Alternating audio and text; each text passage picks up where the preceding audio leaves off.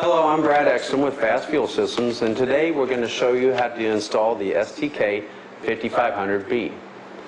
As you can see, we've spread all the parts out that came in our kit, and we're inventorying them, and we're going to compare them with what's in our installation manual. That way we make sure we have everything before we even start.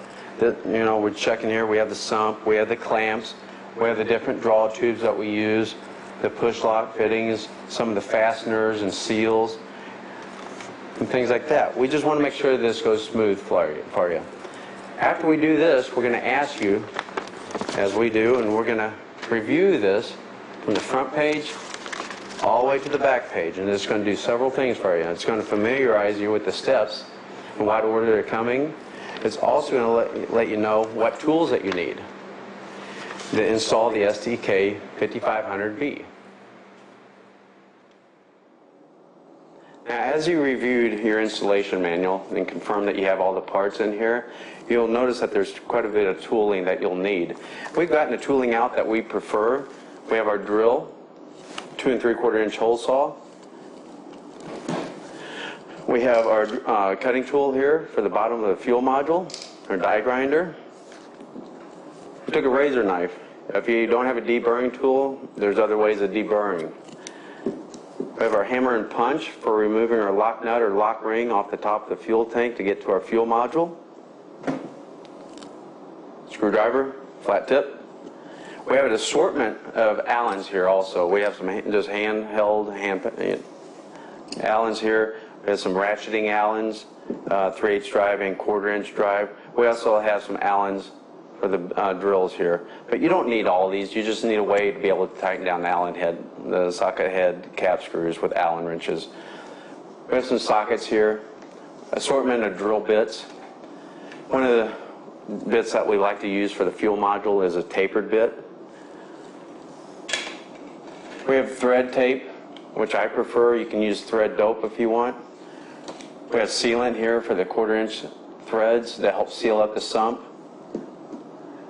You don't need the Loctite. Tape. This is for your template, so when you find your location of where the sump's going to go on the bottom of the fuel tank, you can tape that template on. We also have 2 markers. We have a yellow marker here for marking some locations on the sump, on the black tank. That yellow shows up really good. We also have a fine point Sharpie, which I really like, so when you go to mark your location with the draw tube, you can get more precise with the fine point. And as we go through these tools, this will set us up for the installation, which we're ready to do. The fuel tank that we're using may or may not match and look like your tank, but they're pretty generic in how they're formed. They have a fuel sending unit, and you can apply this to almost every tank application. As we go through this series, we're going to be using this tank and another tank that has an open view, so you can actually see what's going on. Before we drop the tank, though, we emptied the tank as much as possible. We had it up in the truck, and what we're doing before we take it down is that we want you to look for clearance, where the cross members are, any obstruction to putting the bulkhead fitting in. And remembering that you may be using both of these ports, or you may only be using one. So we need to check for clearance. And we're looking for a flat clearance, somewhere to put on the tank. Get a good visual in your head before you drop the tank. Now, when you've gotten that visual, to get more access to the top of the tank, because some of these tanks really top on top, what I like to do is loosen the tank straps down about 3 inches. I like to run that nut down to the end of the stud. You might have to shake it, and the tank will drop down and give you 3 more inches of access. Now, that's the time to remove your filler neck, your vent, disconnect your fuel lines, and disconnect your electrical harness. Next step would be, and I like the good old hammer and punch. We have a lock ring here. You may have a lock nut on yours. They sell special tools for this, so if you want to support your local tool guy, go buy that special tool. But this works great. I've always found it to work great. And we're going to get on here, and we're going to give it a good snap right here. I'm putting it at an angle so you can see it. You're going to see the fuel sending unit pop. It's spring-loaded, so it's going to pop up. So just be ready for that and give it a good old snap. You may have to give it a couple good old snaps to break it loose. Now, remove the lock ring here. In particular, this step, I really want you to watch the direction of the fuel level arm. We don't want to obstruct this with anything that we put in the tank, because this is what allows your gauge to register how much fuel is in the tank. As we prepare to install the sump in the fuel tank, first thing that we need to do is take in consideration where we're going to put the tank, put the sump, is how flat the surface is. We've picked out our location right here because it's right below the fuel module. Because after we install this sump, we're going to be able to put in our bulkhead fitting. You may be only installing a sump and that's it. This is just fine to put this here. Just check for a good sealing area. You may even want to sand it down just a little bit. Now, the things to take in consideration is making sure we have a nice dimples here that we can measure off of. That's where the fuel module falls in and we can center right off of that, which makes it real easy here. If you don't have this, make sure you take some measurements so you can center up with the fuel module. So we've laid our template out that's in our installation manual. It gives us a good center point here.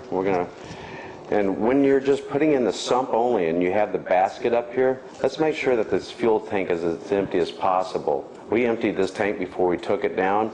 Now you're going to have some residual fuel left over, so what you could do is just drill out the center portion here with the drill bit, drill it out and catch your fuel. Okay, so we're going to go ahead and drill this out.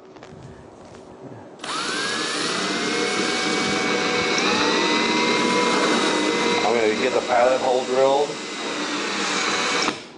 and then I'm just going to take the template off so I'm not throwing paper everywhere, and let's just realign the hole here, and let's go ahead and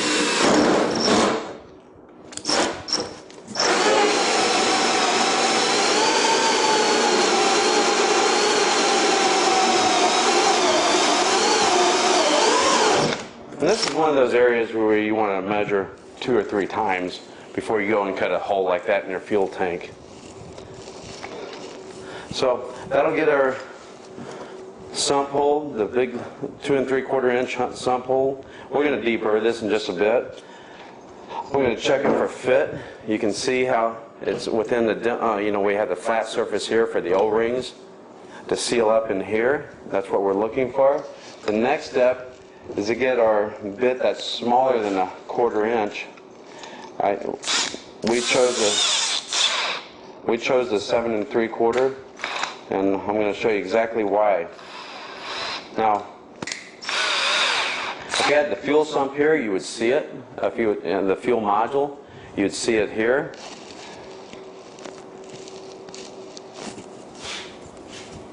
Now, if you're doing the sump only to where you're going to have a fuel line running out of here, make sure that you have the direction of the port aiming the way that you want. I like mine to aim towards the frame and towards the rear. Okay, so that way I can run the line out and tuck it up in a way so there's less chance of it catching. So I'm going to place it about right there.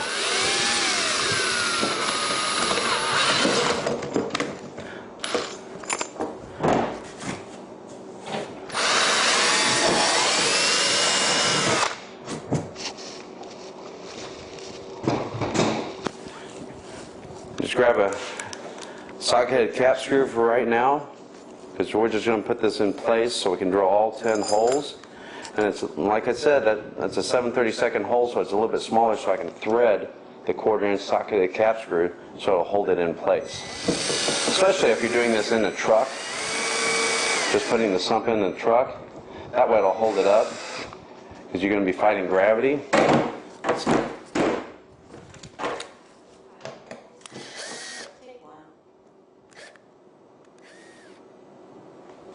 Okay, we drilled our 2 smaller holes that will hold and allow us to thread in the 1/4 inch socket-headed cap screws.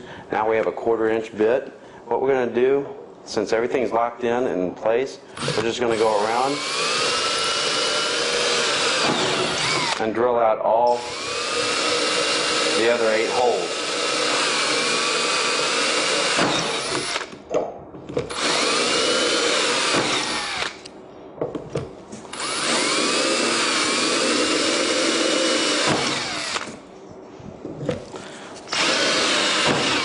You want to make sure to not scratch your sump while you're putting it in, put some electrician's tape around this edge or get a longer bit.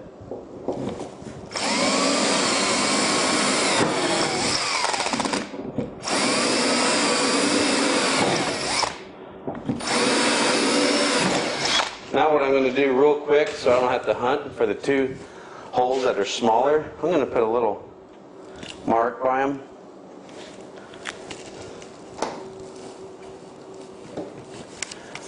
I'm going to run these out.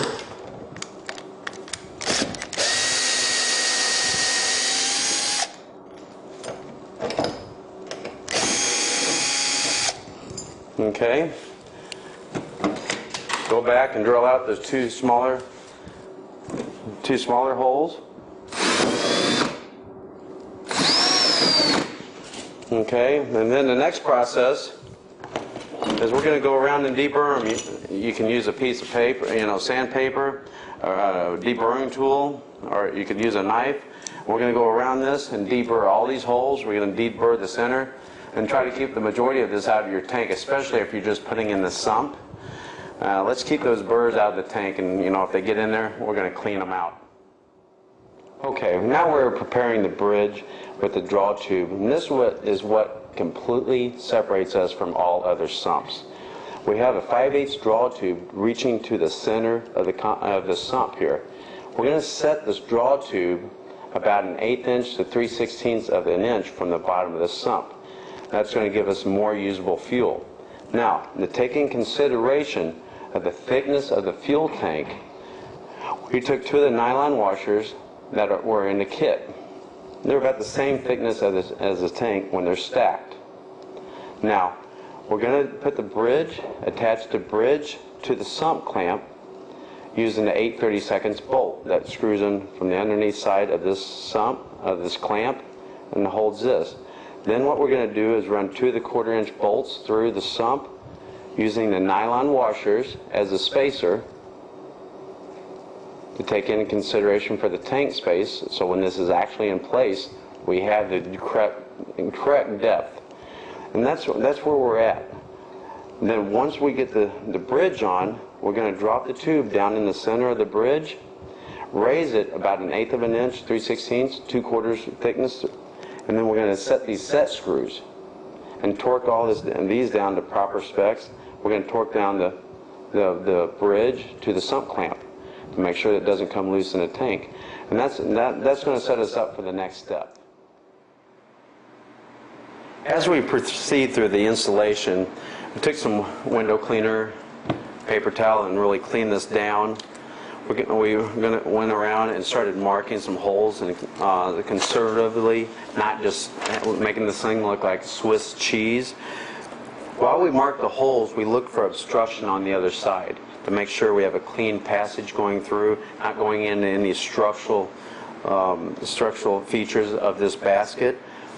So, and this leads me on to some of the other modules that are out there. They have items in the middle like a fuel pump, and to put in this full sump kit, those need to be removed so you have the flexibility to move around inside here. There's some side cutters. You can simply go in and start snipping away at the structure.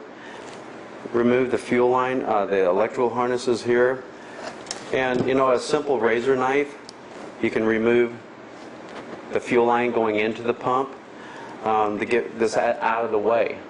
That's going to open up the basket and make it easier for later on.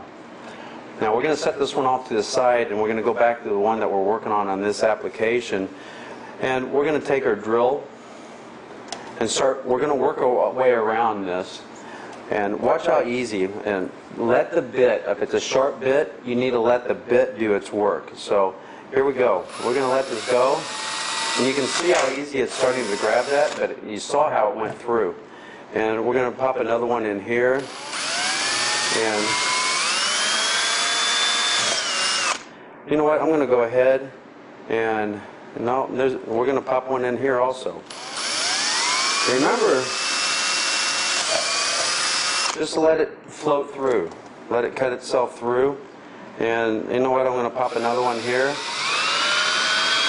And we'll want more holes than just these 3. But let me show you how I like to go to a larger size here. I want to put our tapered bit in. I'm grabbing our paper towel so I can get a better grip because I have fuel on my hands, and then I'm going to use RPM on this one and try not to let it spin on me. You can see how it wants to bite.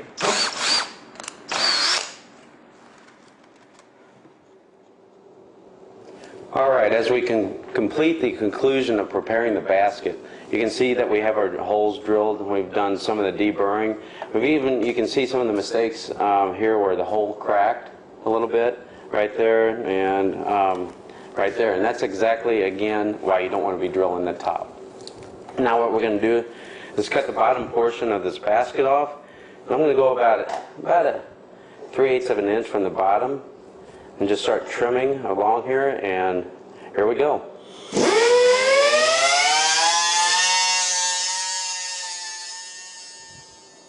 Okay, now let's make sure that this bulkhead fitting is tight, and if you have one of the old tubes, a straight harder plastic, the PFTE tube, you're going to have to remove that, cut it, put a splice down the side of it, throw it out.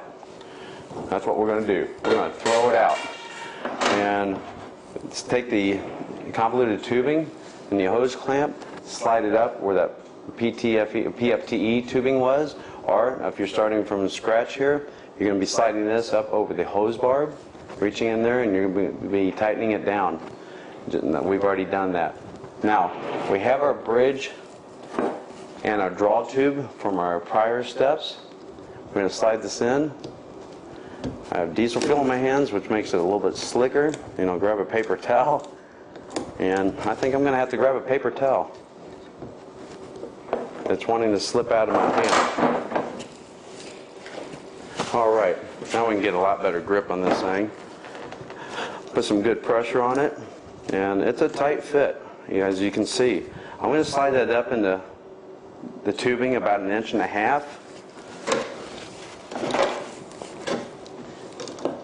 Tighten it down, well, loosen it up, make sure I have the clamp down over the steel tubing.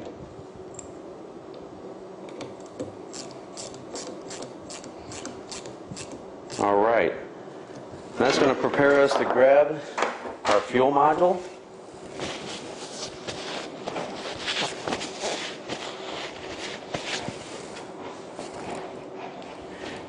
And we've made sure that everything's tight here. Thank you. And we're going to slip this module down in. And what's really nice about this convoluted tubing, this is very high quality stuff. It's pretty bendable. It'll go back to where it was. And we're going to slip this module down into the tank. This gets a little bit cumbersome. We're going to make sure not to bend the fuel leveling arm. When we get it down in the tank, we're going to slip this through the center of the fuel module. That's exactly why we cut the end out of it. I'm going to go to the other side. Makes it a lot easier. And we're going to get this down in the tank. Fit it down through the center.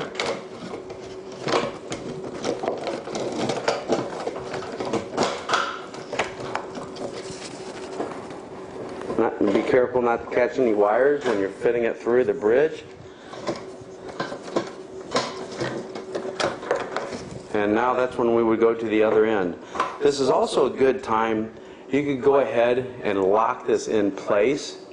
Get your O-ring, your gasket, whatever sealing surface that you have, your lock nut.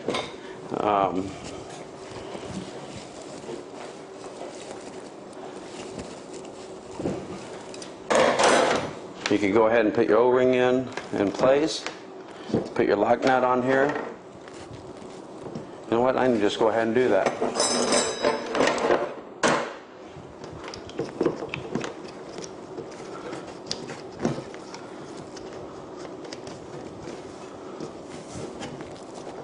Glad they make these things stretchy.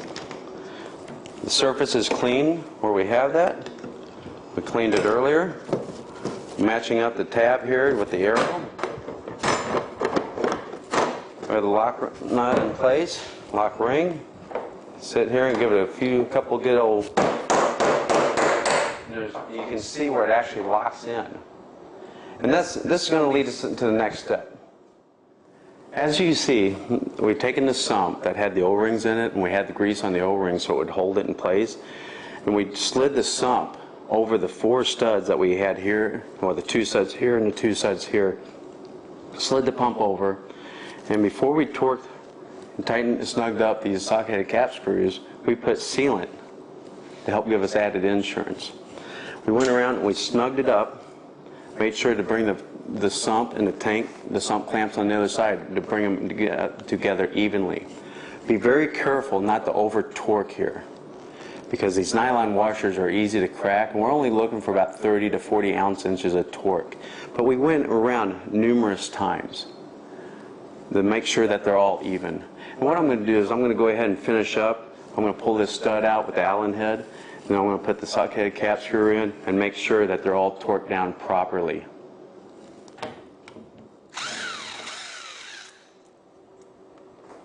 As you can see, we're back with the original fuel tank, and we've sealed everything up, we've tightened everything, made sure everything's good to go. And we also went ahead and put 5 gallons of fuel in it. That way we could check for any leaks while it's out of the truck. If there is, we could go back and fix it. A lot easier before, fixing it when it's out of the truck. And what we're going to do is we have the fuel module back in place. We're going to put the O-ring back in place. We made sure that the surface area for the O-ring is nice and clean so it won't leak. You may have a seal area, not an O-ring. Go ahead and put that back in place. We have a lock ring. You may have a lock nut. We're going to put this back in place. Put that down to the original position. Get that lock ring in place, and we're going to tap it around. A few good hits, and it's in place. The next thing to do, you may want to do this down here, or when it's up in the truck. I've always found it easier to connect the fuel lines when it's down below. You may have to jack it up. It depends on where you're at in your application. But make sure to oil the brass here, and here. That'll make it a lot easier to slide this on. Now you want to go ahead and put this up in the truck in the reverse order of how you took it down, making sure all the lines are secure, bolts are tight. Just double check and put your, your filler neck, your vent. Just make sure all that is nice and good. We don't want any issues down the road. Now that concludes the installation of our sump. We hope these videos helped out. If you have any more questions, feel free to give your FASS dealer a call or give our FASS technical department a call. They're here to help you out. We thank you very much for your business. You have a great day.